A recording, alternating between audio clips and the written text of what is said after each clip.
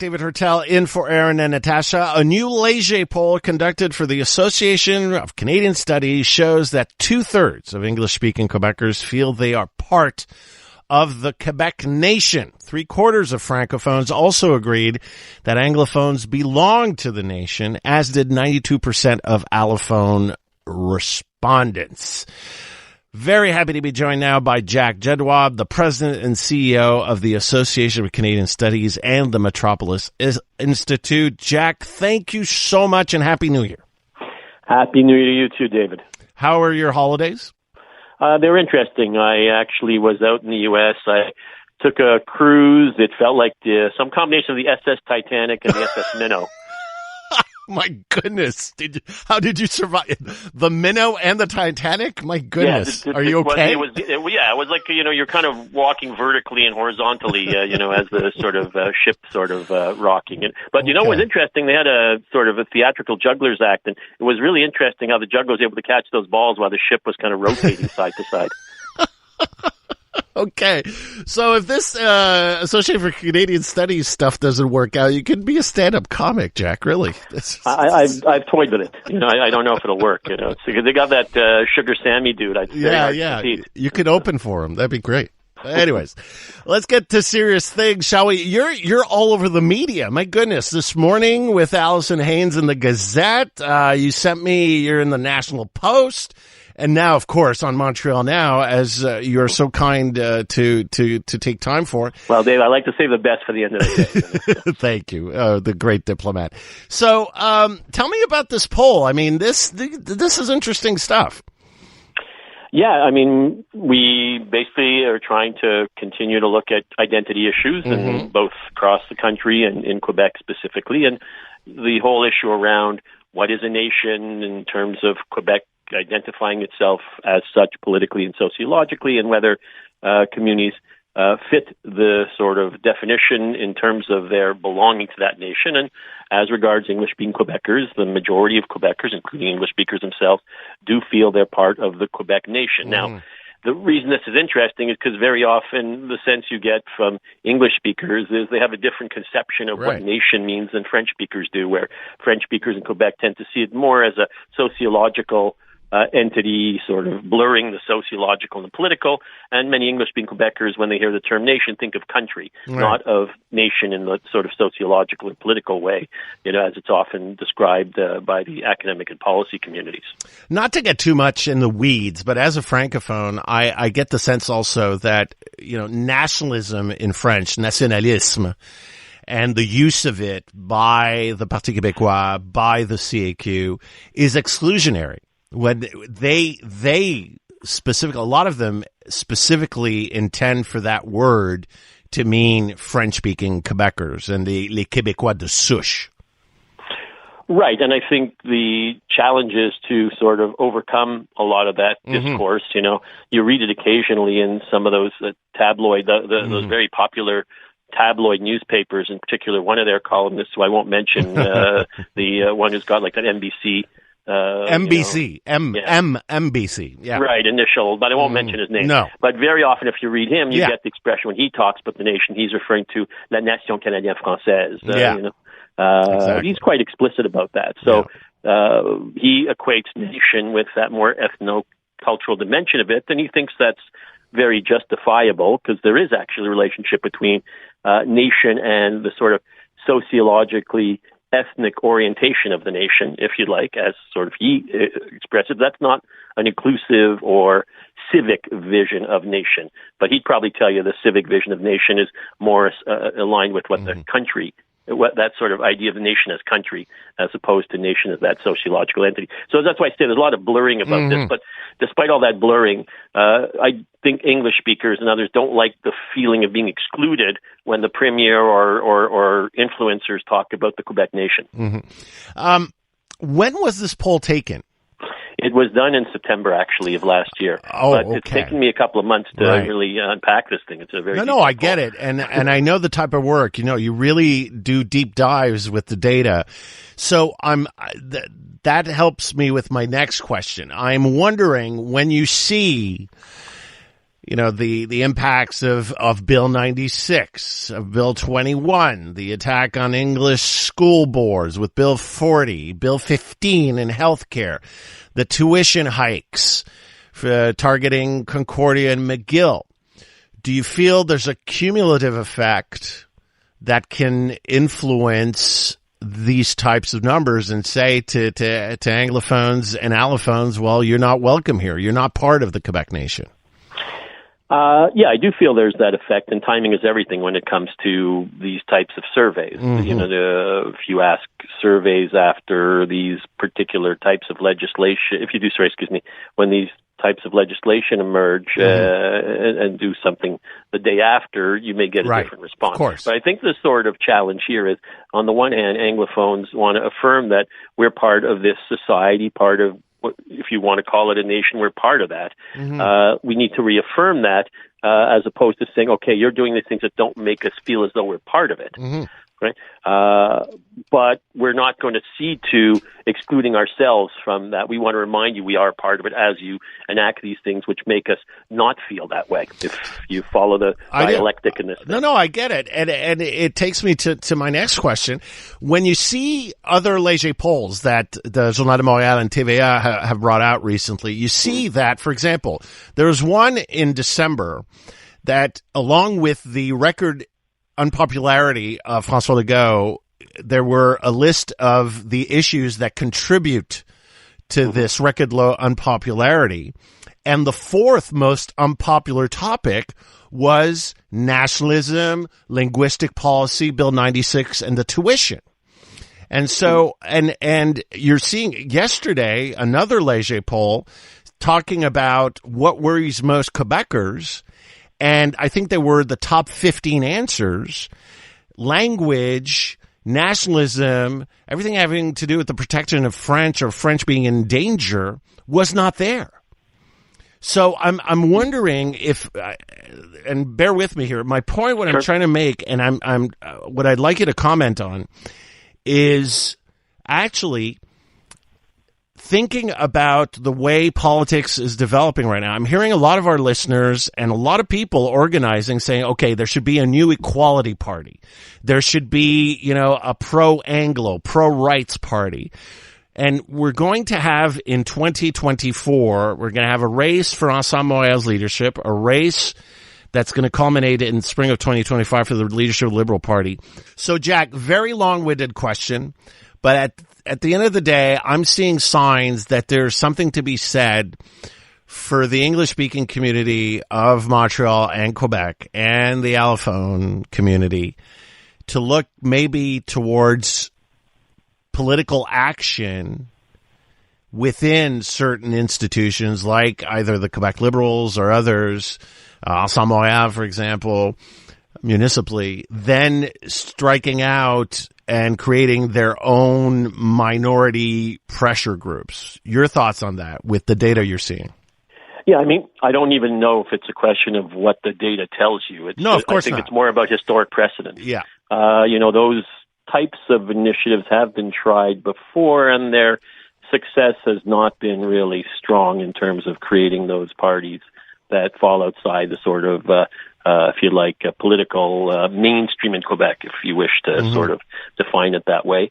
To be fair, the Anglophone community and the Allophone population have been very involved in the Liberal Party forever. Yeah. I'm a historian of these things, and in 1948, I think the Liberals had 8 seats. Their interim leader was someone named George Marler, who was the Westmount MLA at the time, and almost all those seats were in ridings in the western part of the province during the time of the Duplessis regime. Right. So, the Anglophone population and the Allophones have been really critical in terms of the Liberals' overall success, and the Liberals have had challenges maintaining that sort of coalition, the rainbow coalition of sorts that really has defined that party forever, with the exception of that Equality Party period where even there, Mr. Barassa had to sort of navigate a very challenging situation in terms of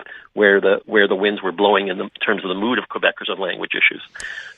So I'm not sure that those types of parties will have any success. And in terms of Montreal situation, we did see, an attempt to buy a former Montreal Alouettes football player, right? Holness. Right, exactly. Who did a lot better in football, actually, than he did in politics. True. Even though I don't say that in a pejorative way. He seems very nice, actually. So I don't know that these particular efforts bear a lot of fruit or success. They may better reflect the mood of how some people feel who will say, hey, I feel better about doing this. And that's, something that we've got to respect as well. But in terms of outcomes, I'm not sure they will achieve the desired one.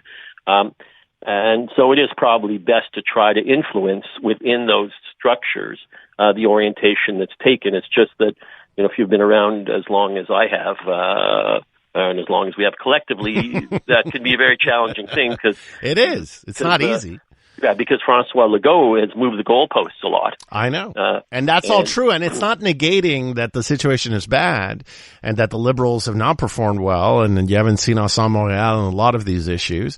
But no, my point is I'm just saying with the data, what you're seeing with your polling, what the other polls suggest is that I think there's an opening. There's an opening there for a real conversation and a productive dialogue between francophones, allophones, and anglophones on a productive and positive way to move forward.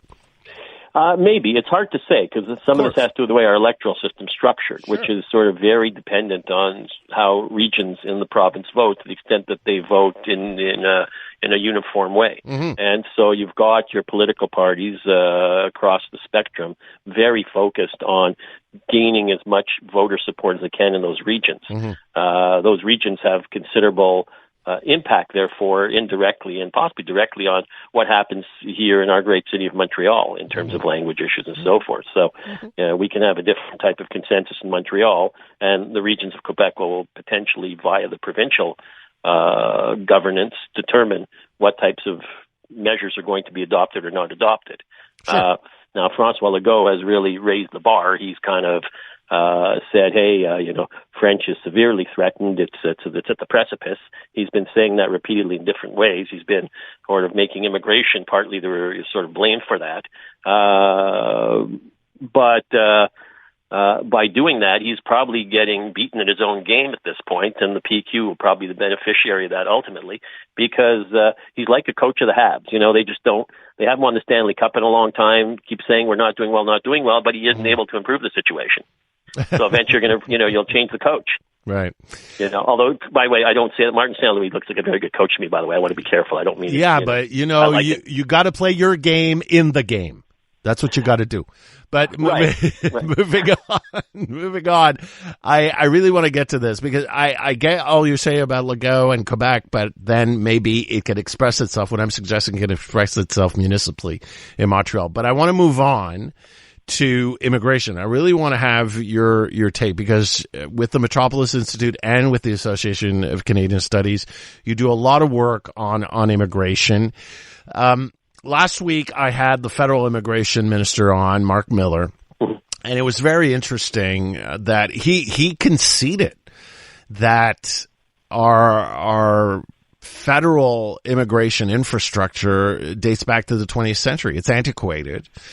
And what's troubling now, and I'd like your take from the data you've seen, but it seems that Quebecers and Canadians' attitudes are changing towards immigration from a place where it was slightly a majority of Canadians and Quebecers were favorable.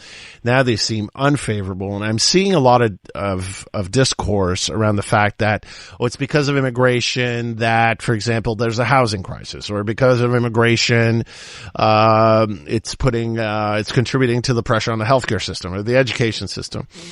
And we're trying to dispute that immigration contributes positively to society and positively to the economy, especially with our very low birth rates. So in just 3 minutes, can you solve all that, please?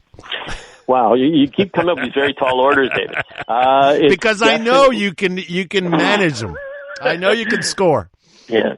So that it is true that our polling and polling that's been done by other companies is showing these massive shifts in public opinion in 12 months, actually, that are sort of seeing near majorities of people saying there are too many immigrants.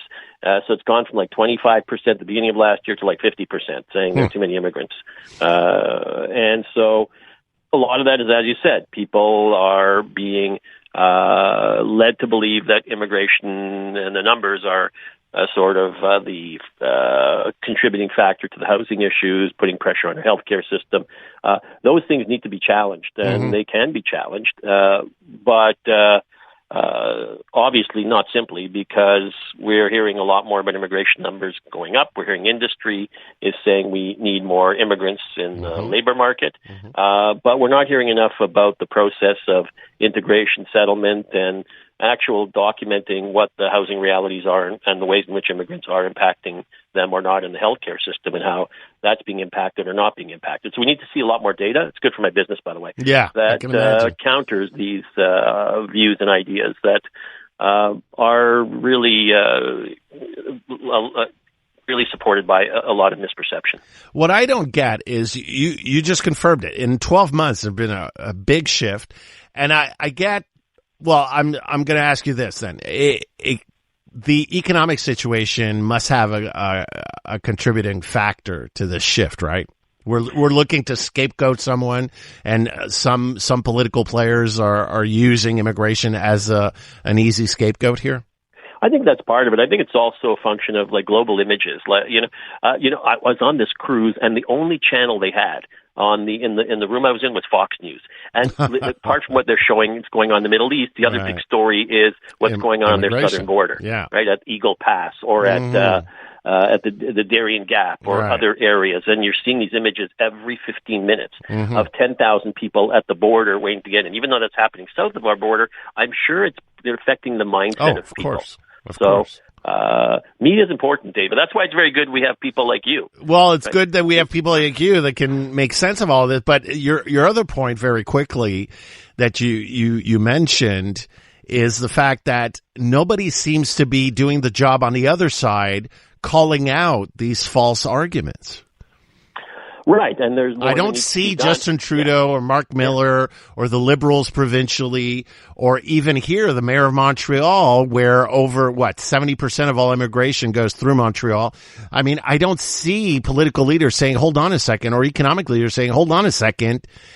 What Legault or Poilievre or others are saying about immigration just isn't true. Yeah, and we need to do a better job at that, because we're certainly moving the numbers up.